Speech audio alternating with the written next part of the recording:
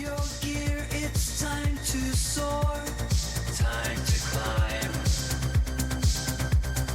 Anna and Ryan got the roots to adore. Scaling walls with hose galore. Cheeky banter, laughs and more. Where are you? What's happening? I'm at a coffee shop with my dad. Dad, you want to say hi?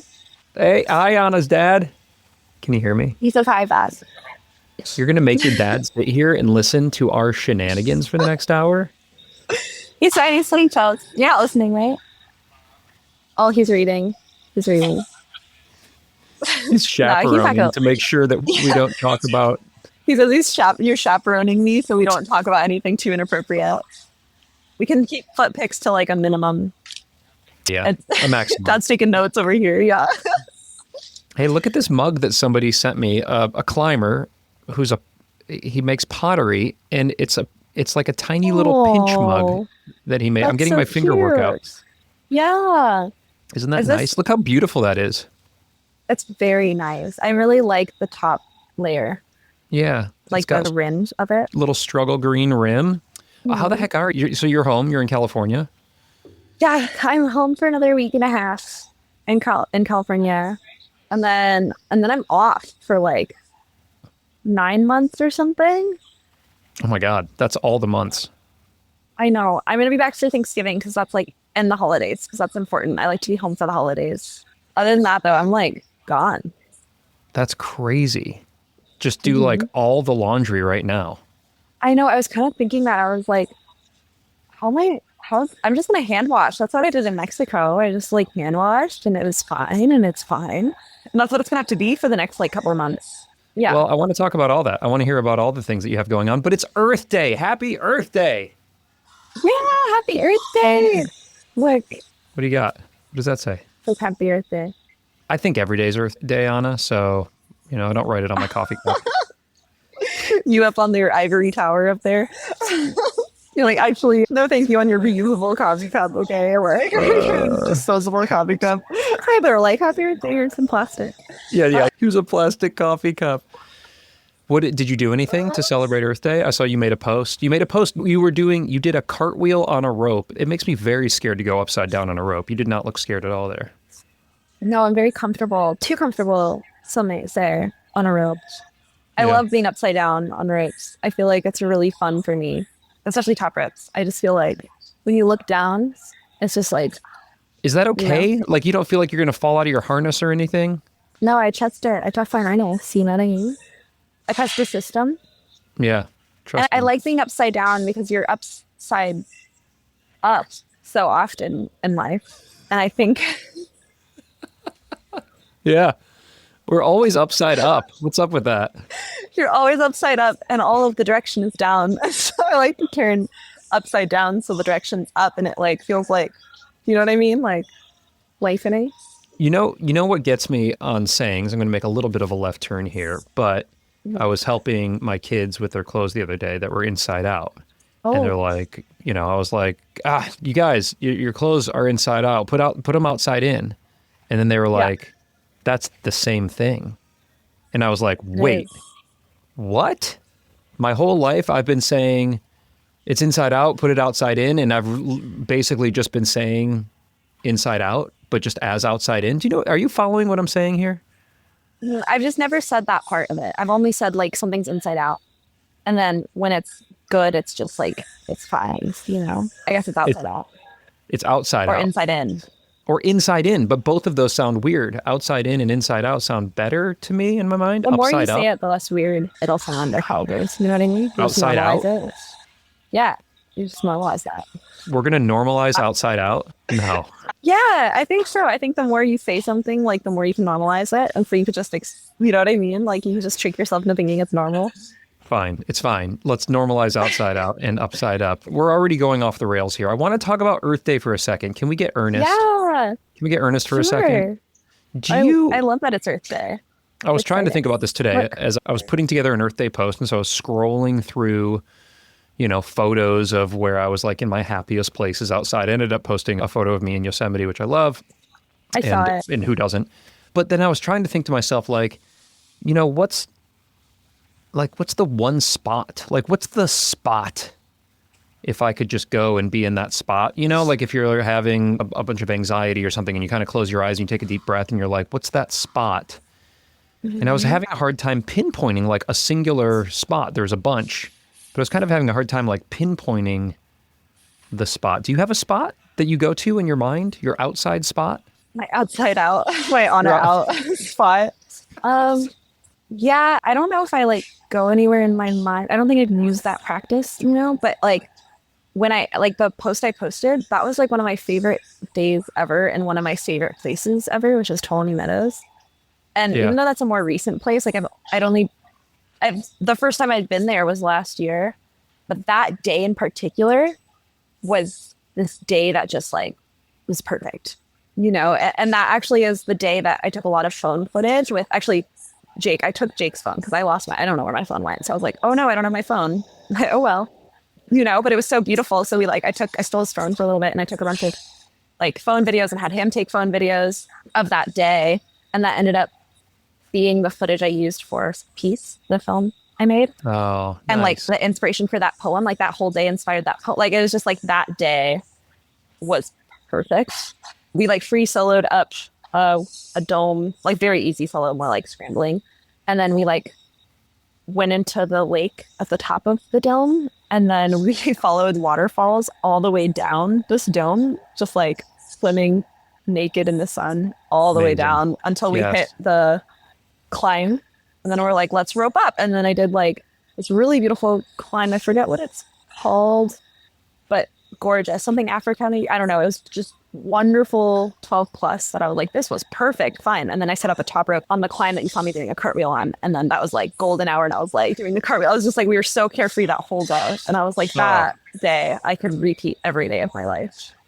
What a day. That's amazing. And yeah. You know what was kind of conspicuous in that story was that you weren't like performance climbing. You weren't climbing the hardest thing ever.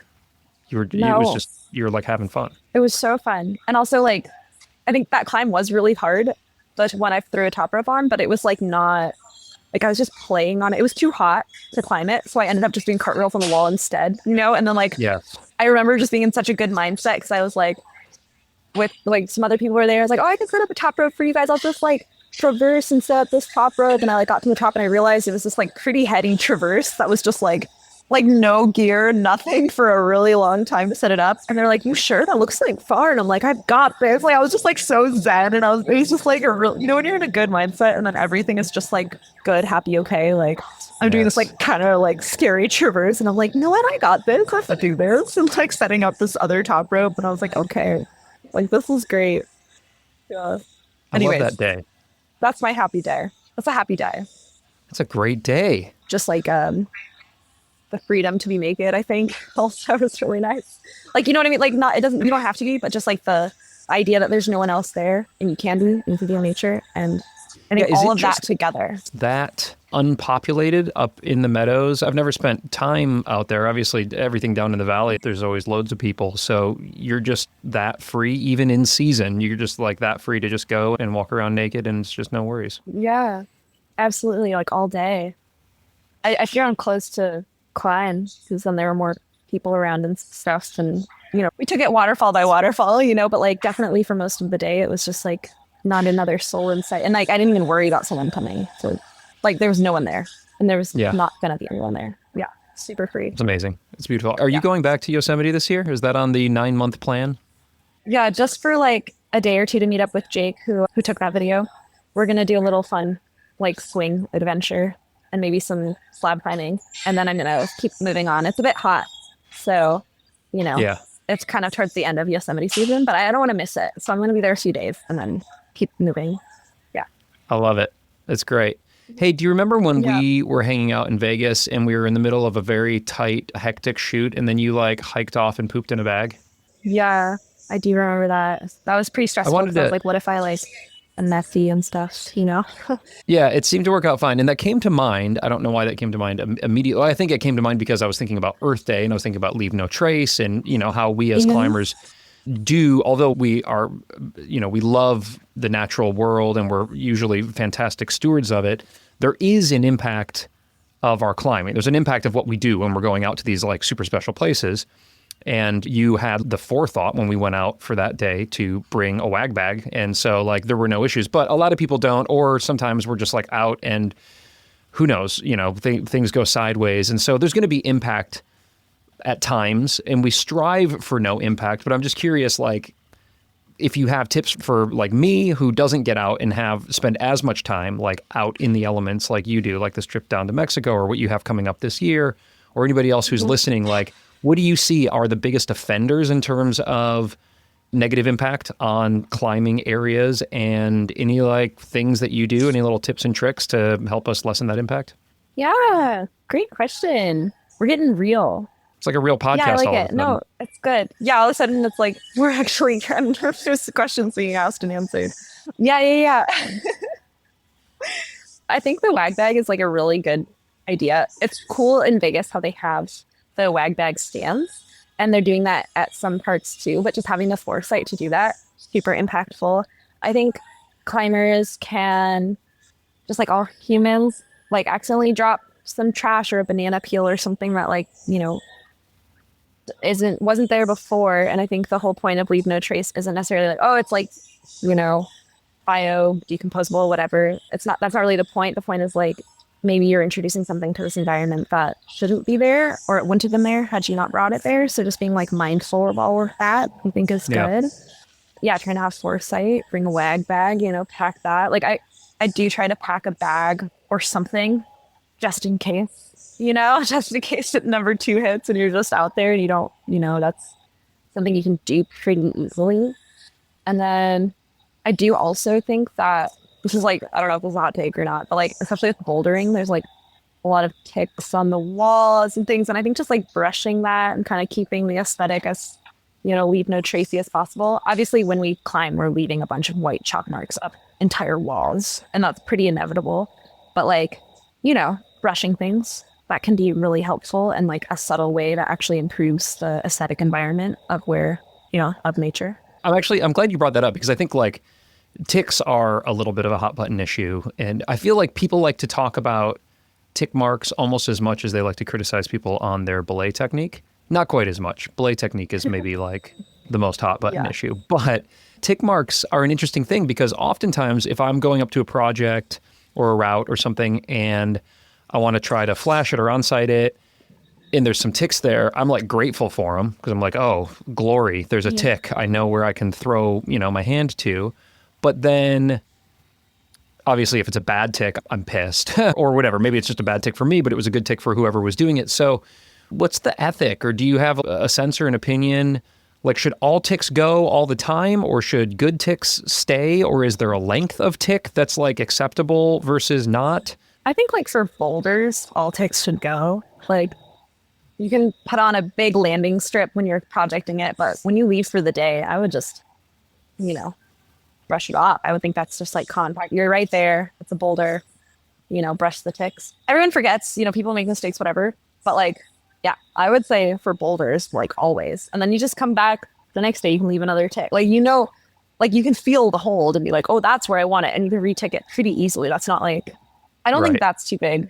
I was like, oh, yeah, I guess I'm thinking about sport routes. Like I'm like, 40 feet up on a sport route and there's like a critical hold that's got like a tick on it, but maybe somebody's still projecting it. Maybe it's there because somebody's still working on it or something. I'm not sure. Yeah, and I wouldn't like brush someone else's tick in fear that they were still projecting it. And I've kept ticks up while I was projecting, in prep sequences. So it does get a bit tricky. I don't know. What do you think? I don't know. I don't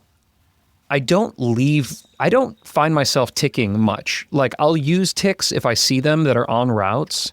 And then if I'm like climbing on something or I'm projecting, I usually just remember a hold. And every once in a while, I'll do like a little dot for a foot if there's like a real hidden little foot or something like that. I did get flamed once in some sort of Reddit thread about leaving like giant ticks on my project last year, the Force. And I didn't, but like, it was like kind of really fun. Like my friend sent it to me and they're like, check this out. And like, it was like this exchange of people being like, there's these massive ticks up on the Force. And then like another person chimed in. They're like, I heard Ryan Devlin's working on it. And the other person's like, I'm going to kick his ass if I see him. And I'm like, first of all, it was great because the way when this post went up, I hadn't even been on the project that season to that height. But also like, even if I had put ticks, like, you're going to like beat somebody up over it. I mean, I didn't, but also like, Yeah. that's like pretty hardcore. Like a fight's over Violence ticks. probably isn't the answer. I would say violence is like never the answer. I don't know. Right. That's super strange. Like I can see why a tick mark might offend someone, but also like I'm also not the biggest ticker. Like I'll definitely sometimes put like a dot for feet, or if there's like a blind hand, maybe I'll like kind of, put like a small tick so I can like orient myself. But the chalk is enough for me usually. I have ticks for trad fines for gear. Oh, So yeah. I've done that, especially in like situations where I'm afraid I'll forget. So, and it's dangerous. And so I'll take it, but then I'll brush all the ticks off afterwards. So I don't know. I guess it's kind of like a vibe it out, be conscious of other people who are climbing the route and like might not want like an egregious level of tick marks. And Totally. just like use common sense and then try not to get so mad about anything, beat people up because we're just climbing rocks that don't matter. What about ticks at the gym? Do you ever tick anything at the gym? Oh yeah. Oh for sure. Like You really? dinos or something.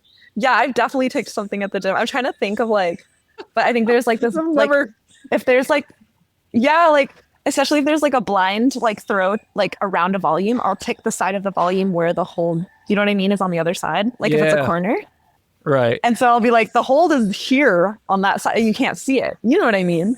You not done that? Okay. I get it. Like at first I was like, that's absurd because like all the holds are neon and it's clear where they are. But I guess you're right. In the very rare case that a hold is tucked behind a volume, that makes sense.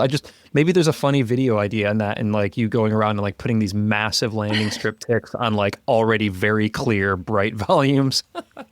I've heard of people like taping outdoor signs like boulders. No. Yeah, like putting tape as tick marks. And I just think that's the funniest thing I've ever heard about it in Joshua Tree. And I'm like, wait, what? Oh my God, that's amazing. I don't know. Maybe that's less, assuming that you're pulling the tape off at the end, maybe that's less lasting than tick marks. Maybe. I just thought it was funny. I was like, Hot no take, way. get your neon duct tape and put some little strips on your route at J Tree. That's crazy. Isn't that kind of funny? Wait, Ryan, what's your favorite? What's your like favorite spot? I know you said you had trouble thinking of one, but like your favorite day or like share your nature story.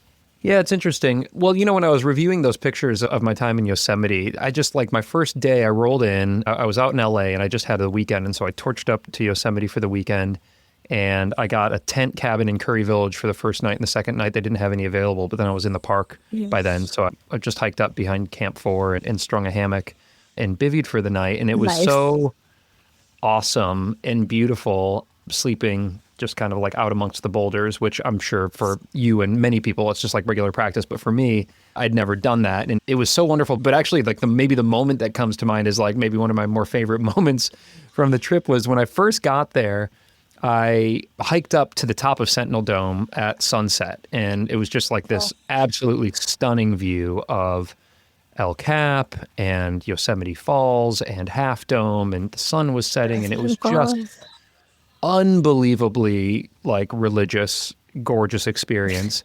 And then to get down, because then like I stayed up there too late and it was getting really dark and I still had to like hike all the way back to my car and then drive back down to the valley. At the top, there's all this snow still on the top of the dome. And there was like, somebody had like brought up sleds or whatever, and it was grooved out like a sledding, almost like a toboggan groove. Yeah, like a bobsled kind of. Yeah. It was like perfectly scooped, like somebody used like one of those circle sleds or something like that.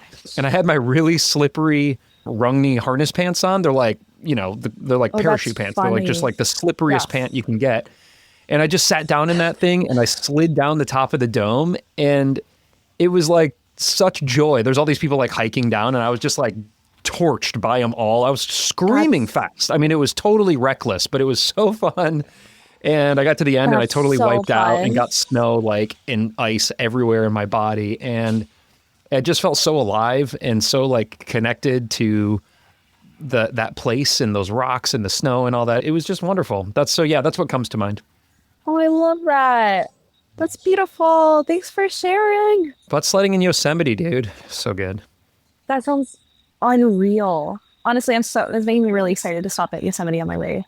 And then I went over and I gave a flash go on El Cap, and I didn't get it. Yeah, but it's good to give those goes. It's good to give. I got like 4 moves. It was pretty good. I mean, like I made some progress. Yeah. You went up a little. Yeah. I mean, I gave a flash burn on El Cap. Have you climbed El Cap? Actually awesome. No, Have you tried it yet? You could give a flash go. No, I could give a flash go of El Cap. Let's go. For sure. Let's go. I think I'm probably, well, okay, I guess I could try to do that, but I probably wouldn't make the best effort for it. I think I'm just gonna like play around at the base a little bit when I go this trip and see. How's your shoulder? Oh yeah, we both have shoulder injuries. Or Well, maybe I'm we good now, don't but- anymore. Yours seems better, mine is not better. And I think the difference is it looked like you were actively doing things to rehabilitate your shoulder, and I haven't done anything at all. Yeah, I was really good about it, and now I'm like injury free again. You seem like you're climbing really strong right now. Yeah, I feel really good. I'm like really strong right now. I feel like I'm climbing better than ever. I love that. And it's been a lot Yeah. of your focus, correct me if I'm wrong, but it seems like a lot of your focus has been on like more like powerful hard gym problem climbing. Yeah, and I've also been keeping up the endurance, like power endurance type things and lift. I feel like quite like strong and powerful, really dynamic. And then I just like tested that the other day with just leading at the Center LAX, which if you don't know, it's just like has this really cool like bellowing wall they call the torch. And I was like pretty pleased with how I was climbing on it. I was like doing a really technical 13 on it, and I just felt like I just like kept holding on, you know? And I was like, oh my God, I'm still on. And I'm like doing all these moves in a row and I'm not getting pumped out. And I'm like getting pumped out, but then I'm like kind of shaking it off and like kind of getting through it. And I was like, cool. I'm like, this is cool. I feel strong. Fitness. Well, I mean, you climbed the hardest thing you've climbed when you were down in Mexico and built like an incredible amount of fitness on that. But then obviously after doing something like that, one tends to be exhausted. And then you got that a little bit of an injury. Was the injury, the shoulder thing, was that coming out of Mexico, or did you do something like at the gym? No, I think I was just overused coming back. Because after Mexico, I took some time off. I felt really like burnt out. And I feel like after Mexico, I felt like I was like in the worst shape of my life, which I know is probably just like this mix of exhaustion, burnout, whatever it was. Yeah. So I took some actual time off, and then I came back and started just like climbing just like a few times a week, which like 2 times a week, you know what I mean? Like not like, I wasn't like going after it. And then I started training again, revving up training. And then my shoulder kind of started hurting because I think I was like, once I got the psych back, I was like, oh, okay, let's go into full force. Like, let's start training like 5 days a week. And then my body was like, but you just can't do that. So I think that's what happened. And it's better now? Like that was, then you just like, what happened? You took some time and did some rehab and now you're better because you're young and made of stronger things than me. And now you're throwing it in my face. Yeah. I think I'm like young. Yeah, it's fine. It's, you know, what hurts me the most is reaching for the seatbelt. Climbing doesn't even bother it that much. It's just reaching for the seatbelt. I totally know what you mean. And like reaching back, you know, through the middle, like part of the car, right? Yeah. Totally. No, I know what you mean. Because my shoulder, you're going to be so mad at me, but like 2 weeks ago is when I hurt my shoulder. And I couldn't like do a full arm rotation without my arm completely giving out and like losing every bit of strength and just like sharp pain. Like I was like, I'm fucked, you know? Yeah. Like I even have a video and it's like, I'm doing this arm circle and then it like gives out and I'm like in pain. And I'm all like, so that's what's wrong. And I like sent it to my PT. I was like, this is what's wrong. And then he was like, okay. We did a bunch of tests and he was pretty sure I wasn't, you know, I didn't care anything. And then gave me a bunch of exercises. And I was like, should I like rest? And he said, Mom. I was like, what? And he was like, just do those exercises. Don't do anything that hurts it, but like do that. And literally after doing those exercises the first day, I already felt better. And then I just like did them every other day, slowly eased back into climbing. And then like about a week later, I just did a comp. But like I didn't do well in the comp because I couldn't do a lot of the Gaston moves. You know what I mean? Right. Like the moves that directly impact it. But I still was able to like have fun, climb. And then now, you know, about 2 weeks later, I'm able to do like, I can hang on it. Like everything's like, there's no, it's good now. It's amazing. I'm happy for you. That's great. Yeah, I should have paid Thank you. attention. I should have reached out to you and said, "Hey, what are those exercises?" But then you put together a little video that showed the exercises, so I guess I could just follow that. Yeah, follow that. That's all I'm doing. And I've just like been slowly increasing the weight. So in the video, I'm using like 5 pounds, and now I'm using 8 pounds. In the video, I took off like 30 or 40 pounds on my one arm shoulder shrugs, and now I'm adding 8 pounds to the shoulder shrugs. And like, Right. everything's just like doing, and then I had my knee down. I was like doing modified versions, and now I'm doing like the full versions with more weight. So, just kind of working my way up on it. Is that Normal. something? Is that going to be in the rotation for a long time now, or is that just until you feel like you're back and it's not bothering you anymore? So I decided that it's going to be part of my warm up now, and it's going to replace, like, I was doing band warm ups for my shoulders, and I was doing like all these exercises before climbing. And then I realized that like, that's all well and good, but that's not targeting my weak point. So I've ditched those because I don't want to like overtrain anymore. So I've ditched the band routine that I had been doing. And now I'm doing these shoulder exercises, and I'm supersetting them a little bit with legs. So I do this like full body kind of workout before I even start climbing. And then I also, with adhering to the advice of ITP, am not climbing every day. So I am taking rest days now. You had been climbing every day.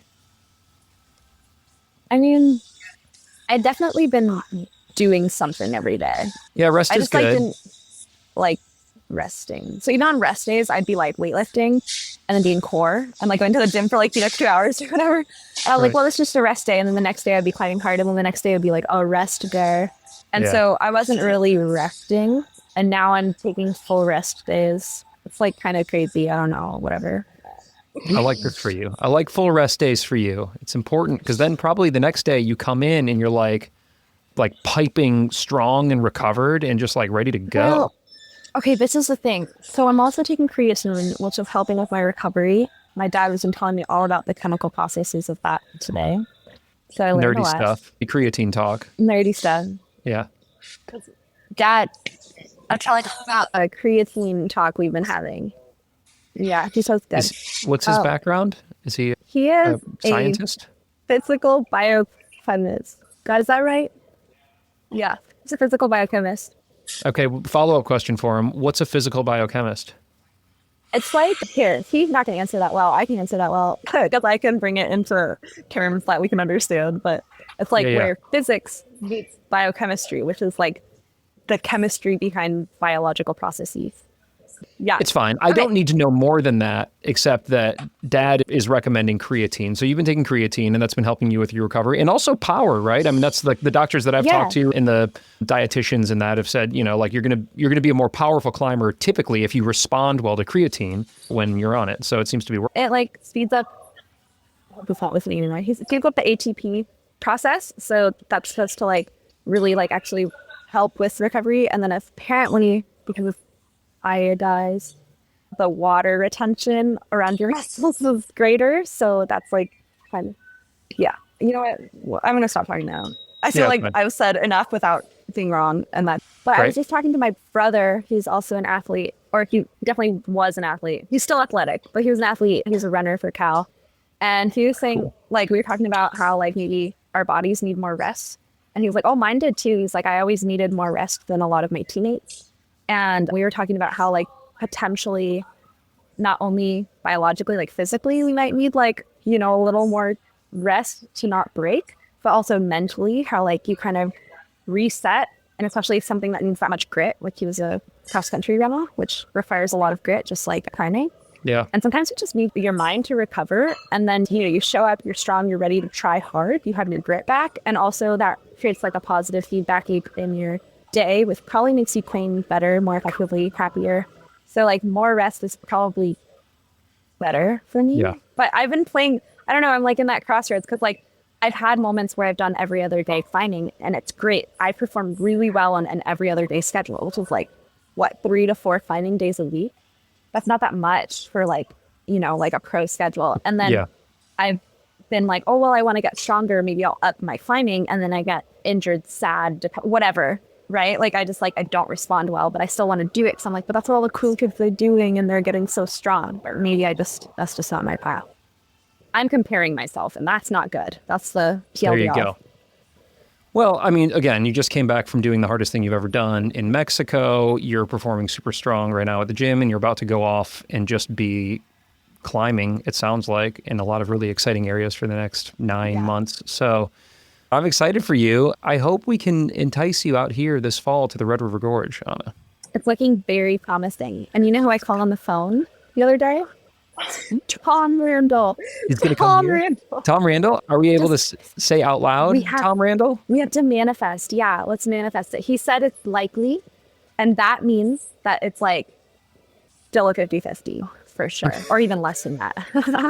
I know Tom. He's like me. You know, when you're like, Anna, let's plan something in the future, and I'm all like, that sounds great, but also like, Yeah. Like, I can't commit to that. That's like in 6 months. That's like Tom too. Well, it was interesting because like even just to do this Crag Chat, I reached out to you last week and I was like, hey, like, let's connect for, a Crag Chat anytime in the next couple of weeks. And you wrote back and you were like, I'll never talk again in my life. I'm editing. It's never going to happen. And I was like, okay, don't worry about it. And then like a day and a half later, you're like, I'm good. Let's talk. This is my problem. It's a theme. It's very thematic for you. It's popping up in my relationship. It's popping up everywhere. I seem to have a problem with commitment. So we're working on that. I'm working on that. It's okay. So I apologize. I recognized it immediately because Kara, my wife, is very similar in that like if she feels like she's pressured to do something or she's under stress, like she just doesn't want to have to feel obligated to do something. And as soon as she's not obligated to do it, she's like, okay, I can do it. So it's fine. Yeah. And here we are chatting. And oh my gosh, I hope we can get Tom out here. I almost got him out here last fall. I almost convinced him, and he was, I think, just, very understandably, very focused and committed to getting back out to the desert and getting on Stranger. But he seemed pretty psyched on the idea because my old coach from Lattice, Roz, and a few of that crew came out to the Red. Oh, I know Roz. And stayed for like a month. And I think he's like kind of bit by the bug for it. So yeah, let's just keep bugging him. Everybody who's listening, just keep dropping him messages and say, come to Kentucky. Yeah, or just like be like, oh, I hear the Red is so cool, and like there's some cool cracks even. Like just like start like planting these like signs and hope from the universe. You know what I mean? Because I actually think there's a really good shot that we get him to the Red and me to the Red. I think there's a good chance that we all align for October. I'm so kind excited. Of psyched. That's like my current plan, even though it seems like I've been wishy-washy. That's just how I'm going to be, but it does feel very promising. I couldn't be happier. I'm just going to keep saying you're not coming to the Red, and then that reverse psychology and that permission that I'll be giving you will then entice you to come to the Red. Honestly, I feel like I've just had an epiphany talking to you about that, because I'm like, once I had like the option to not, and I knew I had the like strength/power to be like, no, I don't want to do this, so I'm not going to. And everyone's like, okay, yeah, sure. And I'm like, oh, okay. So I feel like maybe that's important for me to note, because it's been happening multiple times currently where I'm like, oh my God, I feel so trapped. I feel stuck in like all these plans. I feel committed. And it's like, is there an option where I don't have to? And like exploring that option and being like, what if I don't? And everyone's just like, then don't. And I'm like, oh, okay, well. Yeah, no, I'm going to. Like, okay. Yeah. Like now I can like decide with an actual decision. So I feel like if you don't have that, you feel like you're being forced to do it. But then if you have a decision, you can choose to do it. And it's just like very empowering. Totally. I've always been that way myself as well. I've always responded very poorly to somebody saying like, I need you to do this. It's much better if it's like, hey, this is something that's very important, but you don't have to. Here's another way you could go. And then you get to weigh it. And then you kind of, I don't know. There's something maybe genetic about me where I tend to be contrarian whenever somebody says you need to do this. I don't know. It's like an authority thing. I always had like trouble in school with all that as well. I was good at following rules. So flipped that switch pretty dramatically when I realized that it was not something I wanted to do. Yeah. So I went like the complete opposite. You know what I mean? Like I was one of those. I was like, well, good. And then all of a sudden I was just like, wait. And then I just did this, This lifestyle. everything that we're seeing here. I'm so glad you did. Okay, great. We're going to get you out to the red. We're going to get Tom out to the red. We're going to get everybody who's listening right now come out to the red. I want to talk about news for a second, Anna. I want to talk about some news in climbing. Actually, first I want to give a shout out to our friends over at Rungni. Hey, Rungni. Oh, sure. We love you, Rungni. Hey, we were talking earlier about chalk and like leave no trace and all that. And I'll tell you, one of the things I use the liquid chalk a lot. I use Magnus's juice quite a bit. Okay. And as a result, I'm chalking up a lot less when I'm climbing outside. And so I actually think that I'm leaving less chalk outside. There's a benefit to having or have you tried the Maglock yet? Like that super expensive mystery chalk that they're making, and then you chalk up even less than that. So they're doing some good things over at Rungni. The Mag Dust I love, but with the liquid chalk and the Maglock, then you need less chalk. And now we're being better for the earth, and we're also getting sendy. So that's a bonus too. Oh, I really like that take. Yeah, I actually, while we were talking about chalk, I was like, oh my God, I've got to order more Revy chalk for my big trip, which I could, I guess, order to anywhere. But I was just thinking about that. I was like, oh my gosh, I've got to, this chalk I do not leave home without. You know what I mean? This is the chalk I use. And so that was a good reminder. I'm so excited. So you need to get 9 months worth of chalk sent to you in the next week. So I thought that, and then I remembered that they do shipping worldwide. Yeah. There you go. I'm not going to ship it to Madagascar, but that would be kind of crazy. But I can definitely get it shipped to Canada. Just as easily as I can to, right? You know what I mean? I'm like, oh wait, that's fine now. I don't need to go crazy here, but I should order a few bags so I have enough for my next big wall adventure. Yeah. Yeah, and I'll tell you what, people who are listening, it's the best dang chalk. I mean, I again love the liquid chalk, love Maglock, but just the regular, Mag Dust is it's freaking good, so good chalk. I know. I used to not be a chalk person. You know what I mean? I was like, I don't care, whatever. Just get the cheap block or whatever.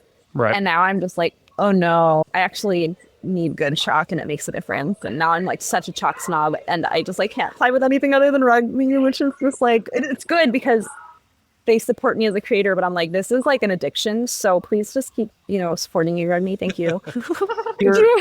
I'm how do we do it? What's your code? Is it Hazelnutt? Hazelnutt 10. Hazelnutt 10 for 10% off. And mine's Struggle. There's no 10, It's just Struggle for 10% off. You can support both of us. Have your first order and use code Hazelnutt10 for 10% off. And then on your follow-up order, use code Struggle for 10% off. And then you're supporting both of us, and Rungni supports creators. And so that's cool. So thanks, Rungni. All right. I want to talk about news for a second. Can we talk about news? Yeah, of course. Not political news. I don't want to get... No, my God, don't. Babies? Making more babies? No. No. Don't. Oh, I have to apply for a visa to visit London now? Oh, my God. I know. Oh, what a shit show. No, let's talk about climbing news. Let's talk about Brooke Raboutou, the first woman to climb 515C. This is news. It was the coolest thing. I was shopping with my mom. What were we doing?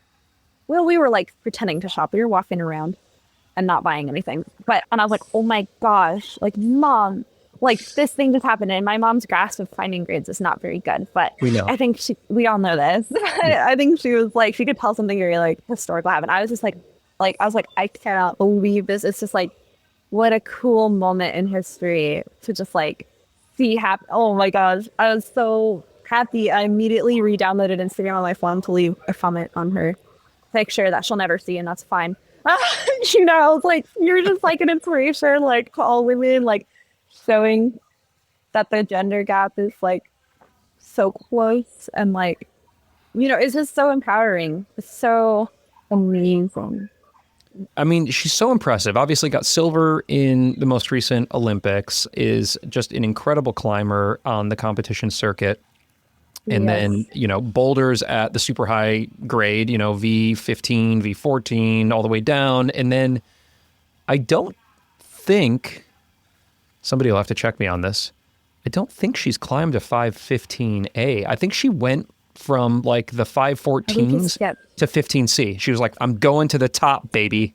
It makes sense though, because after having climbed box therapy and these longer, boulder routes, it just makes sense that the most you can climb at a high level. So why not like try a shorter sport route that is the higher grade if she can do all the moves? Like, I feel like it does make sense to skip grades when, especially because she's been focused on the Olympics. And like, I mean, I don't know Brooke personally, but like, it does feel like it makes sense if you have this limited time outdoors, because it's like, okay, I've just literally just demolished the indoor bouldering scene, you know, and it's like I have this like chunk of time now to take off of comp climbing before probably revving up for the next Olympics, right? So it's like you have this limited time, might as well just like skip up to what makes sense. And I think it's so cool. I feel like it makes, like, I was like surprised but not really, you know what I mean? I was like, oh my gosh, and I'm like, but like also like that makes sense.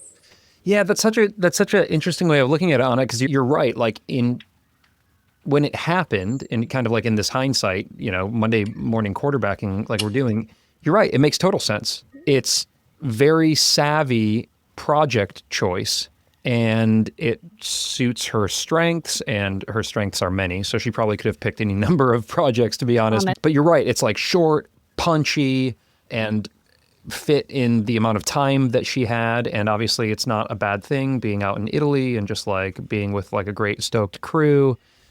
And that really does underscore just the importance of project shopping. Like I'm thinking right now, like, oh, what am I going to do? And I've gotten on some super short routes at the Red and some crazy long ones and everything in between. And once you decide on what that is, like it really dictates how you're going to train for it, what your life is going to be like. Am I going to go spend an hour hanging dogging on this thing to work out some moves? Or is it, you know, 4 bolts and I can do the whole thing in 6 minutes? You know, it's such an interesting exercise, and her choice of Excalibur really kind of underscores that. That's a good point. I feel like those really long routes are also, they're so time consuming and like mentally demanding. And not saying Excalibur wasn't, like, I'm sure that was just on until it was off. You know what I mean? Like, I mean, I can't speak to that. Like, that's just beyond what I can comprehend, truly. But like, as someone who has done, like short routes and like really long routes that have taken over an hour to send, right? It's like, there is a level of, I guess, a time element. And like, as I continue doing like these bigger walls, I'm like, oh, like the reason I'm able to maybe succeed in these bigger objectives is because I have all this time. And I don't know Brooke's schedule, but I would assume because she's so focused on the indoor comp scene that like, you know, it all just like made sense. I'm like, oh yeah, she didn't choose like projects big, you know, like the big cave, like that goes on forever. It's like, imagine how much time that would take, even if maybe relatively all the moves are like a little easier because it's longer. You know, that's kind of how it works. Like either punchy and shorter, like a little. Right. It's funny. I don't want to say easier because it's like, and then we're talking about project big. Like one of the, like, I'm like, obviously it's like hard the whole way through. Like there's no part of that's easy, but like, do you know what I mean? Like relatively. So I think it was a really like good choice. I think she's nailed it. Like strategically, I think she and the route. It. I mean, I've seen the film that Stefano did when he got the first descent of that, and it took him a long time to do that route. And first descents oftentimes do take a very long time because you're kind of breaking ground, if you will. But he was also working that with Adam Ondra, and Jakob was there, and Will Bosey, who ultimately got the second ascent, spent multiple seasons working on it. So, you know, it certainly was not a given that Brooke would amble up to this thing and say like, oh, okay, I'm going to do this. But she just freaking locked in on that. And I can't wait to learn more and to see some. Hopefully there's some films out there of the process. I'm like Melrose maybe, or there's got to be something coming out at some point and it's going to break the internet. You know what I mean? Totally. Well, anyway, congrats, Brooke. She won't return my texts. I keep texting her. I'm like, come on the show, Brooke. And just nothing. Crickets. I'm sorry. It's probably because I don't have her number. I've never texted her, but it's just so random. You're like, you have a toll fine violation. You need to click this link.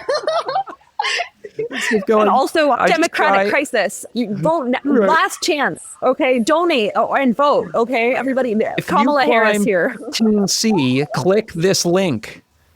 I'm just out there fishing. I just try a different Colorado zip code every single day. I'm like, or the Colorado area code. I'm like, maybe this is the one. Oh, that's so funny. Yeah, she's a busy girl.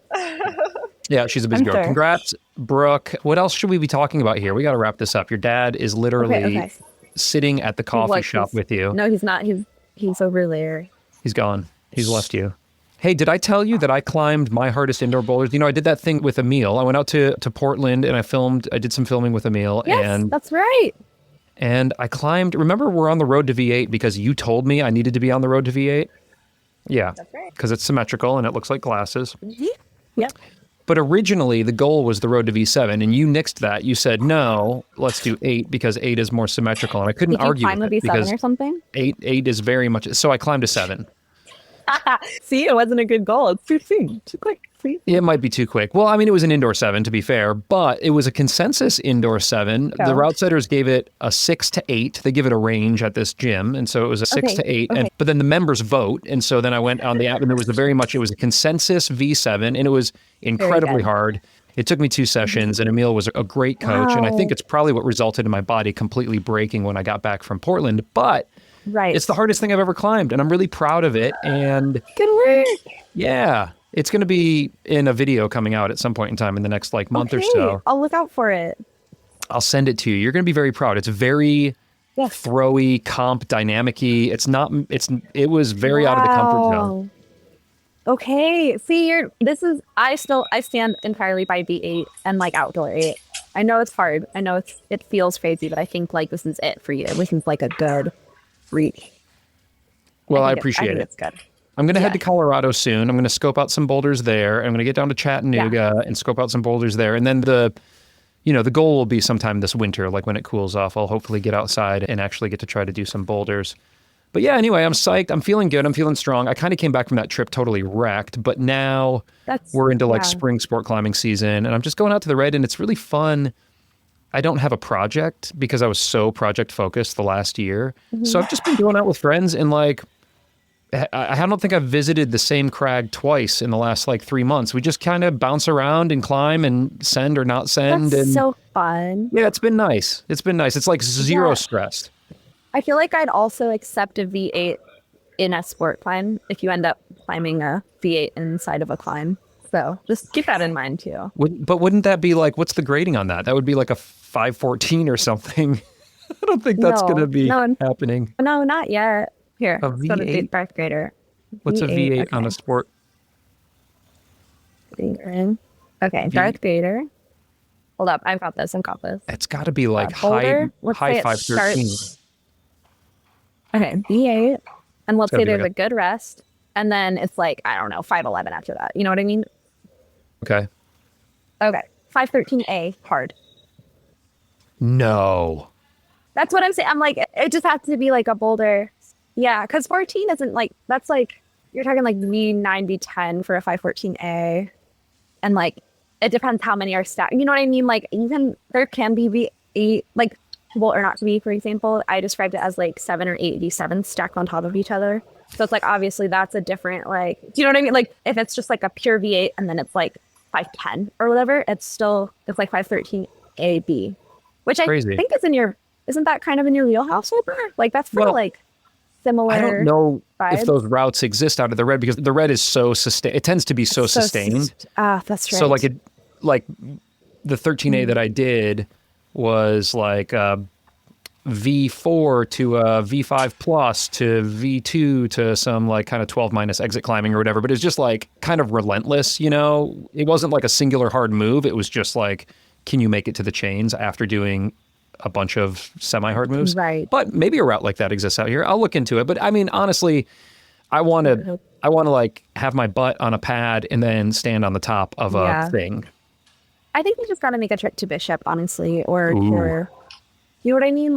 Or Waco, or one of the bouldering hubs. Squamish. Oh, yeah, I'll be in Squamish. Who's Squamish? Oh, I'm going to be in Squamish in August. When are you going to be there? Yeah, them too. Yeah, cool. Let's go. All right. Yeah, I'm going to be out there for, I think, the Arc'teryx Academy. But then the problem is I'm going to need to project it. It'll be well beyond the hardest thing I've ever climbed. So I don't think it's going to happen in a trip, right? Maybe. I mean, I don't know. I guess that's not really the point, right? To climb an 8, you got to try 8s. And to get better at climbing, you have to try things that are hard. And so if you fall on it, you'll still be getting better because you're trying it, right? So some even real if you talk. don't do it in a trip, it's still worth it. It's not it's not worth it. Yeah. No, or that's real 7s talk. or whatever, right? I need that. 4s, yeah. 3s, V3s and V4s. V7, V8. And then maybe you just get absolutely thrashed on it, and you're like, okay, wait, this trip, like, let's do review 6 and that, and then you know what I mean? And then you just kind of gauge it, but like, you're not going to get better by not trying it. Yeah. Well, it is cool So. just to even honestly to be like theoretically talking about this stuff. Because to be perfectly honest, at 45 years old, the hardest thing, up until like this past year I'd ever climbed was like a V4. And now we're talking about, I mean, I'm the strongest and performing the best I've ever have in my life. And I'm So doing awesome. 5s pretty well on the moon board and, like 6s on the kilter board, maybe pushing to 7s. And so I think Yeah. it's happening, Anna. It's happening. I'm doing things. I think that's great. I think like the board finding is so good for getting strong. You're taking your creatine. You're like hopefully resting, recovering well. I think you've got this. Do my shoulder exercises. Go do that. All right, I'm gonna do it. My Okay. journey this summer is like on this road to V8 journey. I'm gonna go down. I'm wrapping up the spring season here at the Red, where I'm building out my pyramid, and I've been having fun and getting on like submaximal Yeah. routes. But then the summer, heavily focused on bouldering. But you're going the opposite way. You're going. Talk us through where you're going to be here over the summer because you're doing some like big routes, right? Yeah. Yeah, I'm kind of going to scale up and then down. I'm going to do some sport climbing very soon, like when I leave on my trip right away. And I'm going to keep training, like doing my shoulder exercises, some finger stuff. I mean, like light, like training light. I don't know. People are like, do you train? And I'm like, yeah, but like, I don't know if it's not like a training block. But anyways.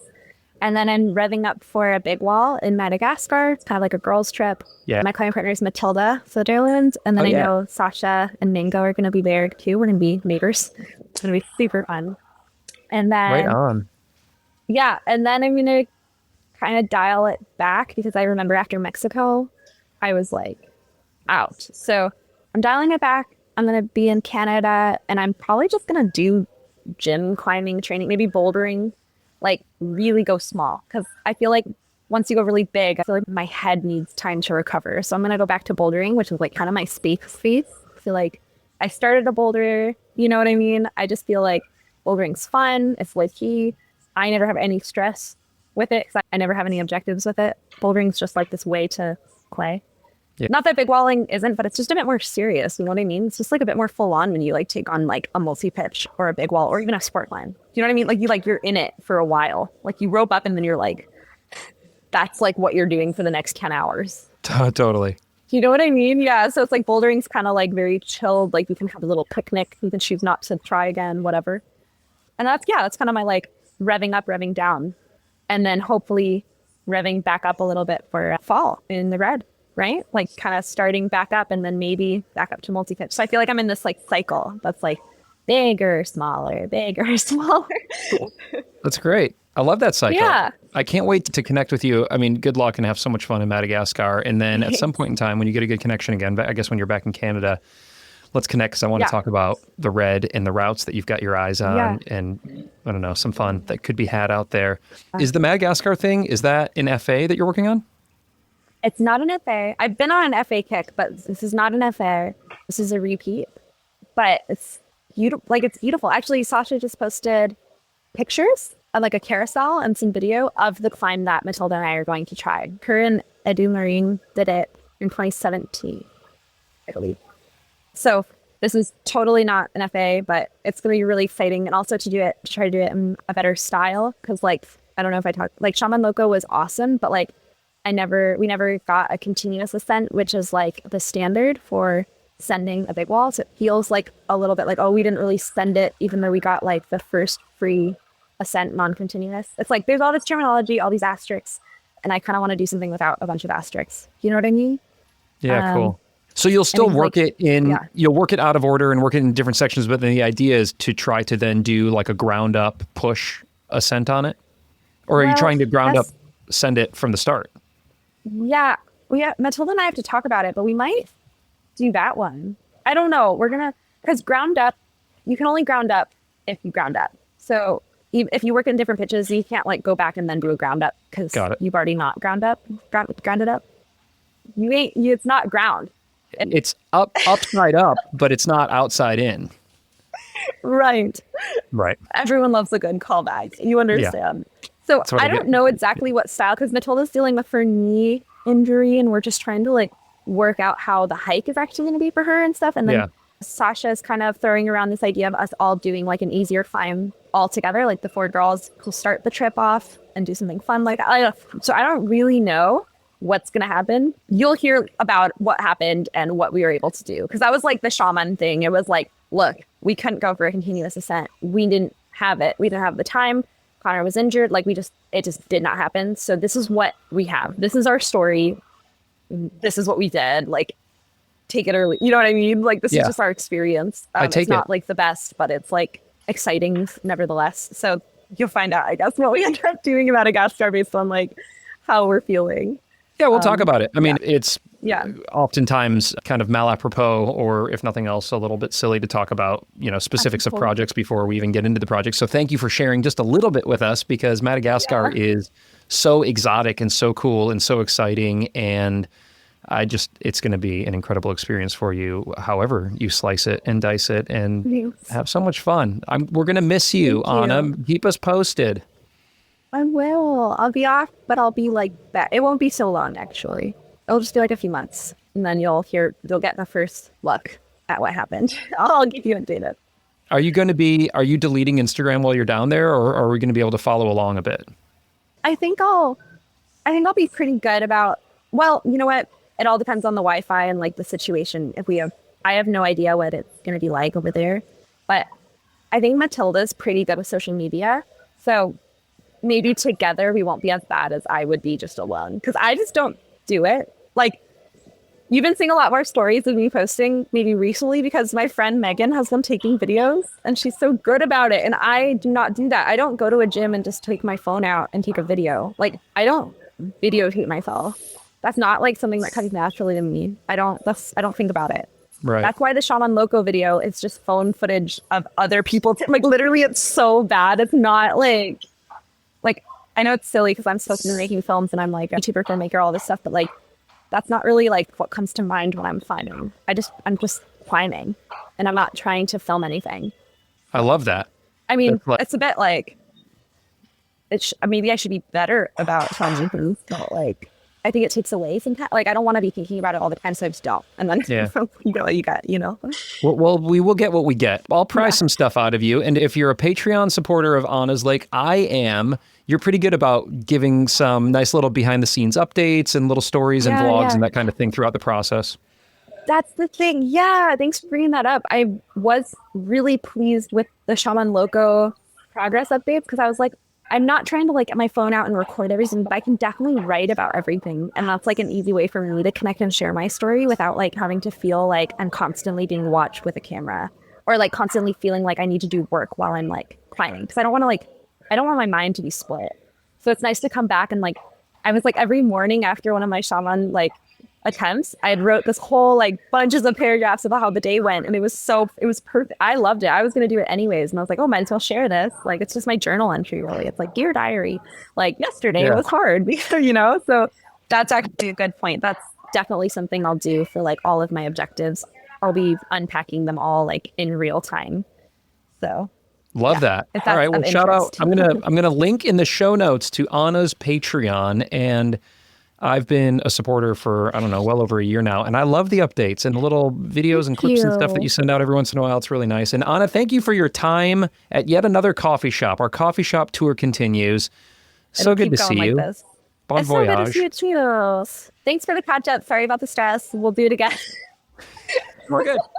No worries. You never have to come on the show again. And now I know you'll be here in a month. Grab your gear, it's time to soar. Time to climb. Anna and Ryan got the roots to adore. Scaling walls with hose galore. Cheeky banter, laughs and more. So don't be scared of the height you're in. Gripping tight, feel your heart's wild spin.